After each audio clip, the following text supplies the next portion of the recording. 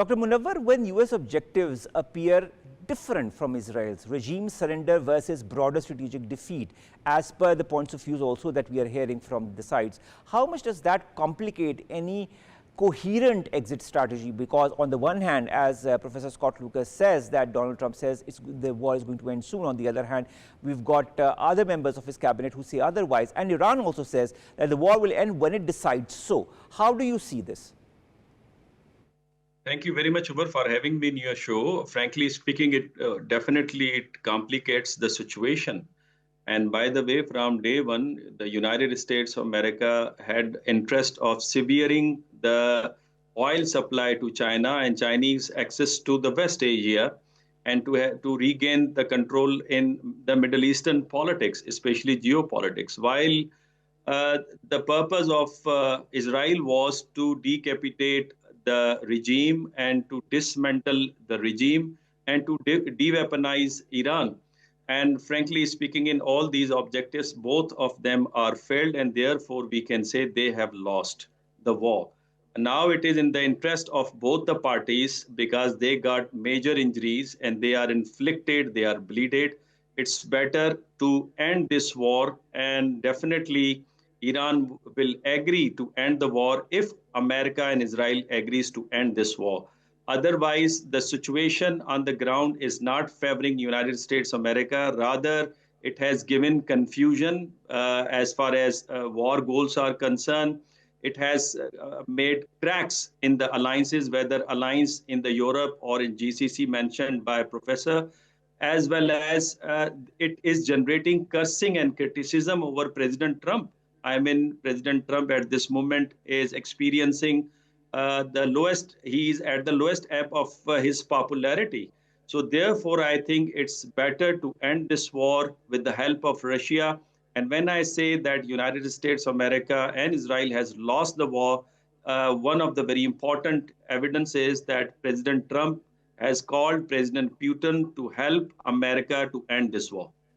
All right. Dr. Munawar, has this conflict moved, in your point of view, beyond the original objective of degrading Iran's capabilities and now into a broader conflict about deterrence, about regime survival and regional order? You are absolutely right. I mean, this is the case, frankly speaking. We need to understand Iranian strategy. Iranians, they try to de-oxygenize American supplies and war capabilities. And their second objective was to survive, as far as their regime is concerned, and to maintain integrity of the nation. And third important task was to disperse the war capabilities of United States of America. But now at this moment, we are observing that in all these three objectives, Iranians, they are very successful, because now there is a question of the supplies of interceptors.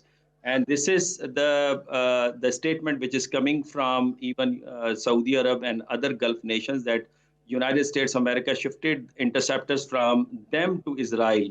And this is their major objection. And by the way, therefore, they called President Putin to help and to end this war as well.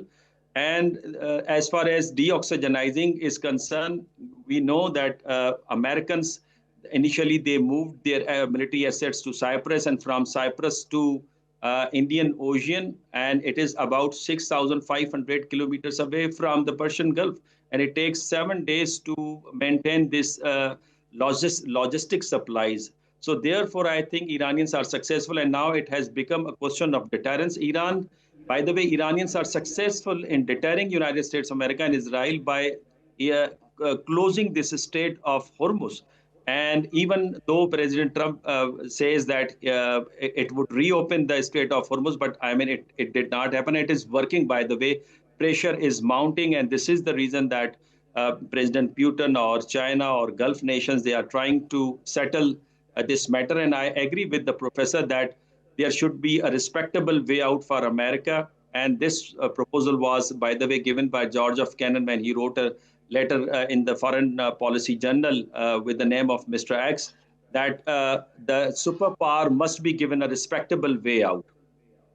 And speaking of Dr. Munawar, the Strait of Hormuz remains critical even without a formal closure, as you've pointed out as well.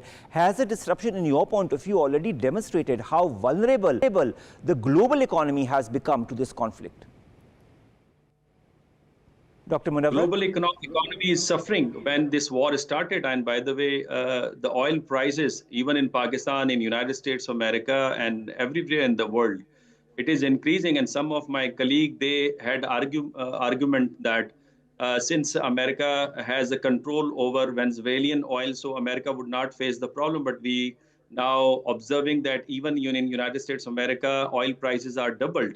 So I think it is hurting global economy. And by the way, even the shipment is close to pass on from the Strait of Hormuz, and we know that the Gulf countries, though they are importing oils, but at the same time they are exporting oil, but at the same time they are importing foods because they are not producing food by themselves, and 80% their food is coming from outside.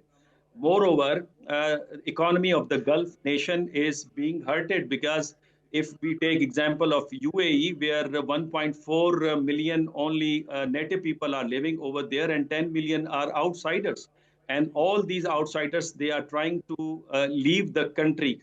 Definitely, it is hurting the economy of GCC and the global economy as well, and even United States of America, as Professor rightly mentioned, because President Trump is very sensitive regarding stock market performance and always look towards that.